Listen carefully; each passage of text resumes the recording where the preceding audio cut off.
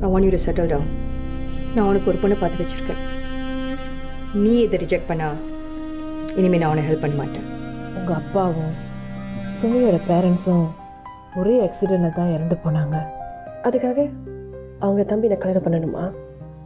அப்படி சொல்ல வரலடி. காசு பணம் இருந்தால் மட்டும் போதுமா? நேற்று நீங்கள் அவனை கஸ்டடியில் எடுத்துலேருந்து அவனை வீட்டுக்கே வரல. Maybe he's just busy.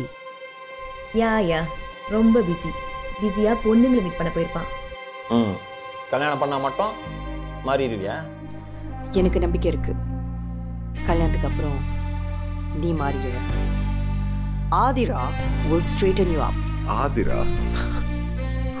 எனக்கு சுமி பார்த்து பயமா இல்லை தர்மா பார்த்து பயமா?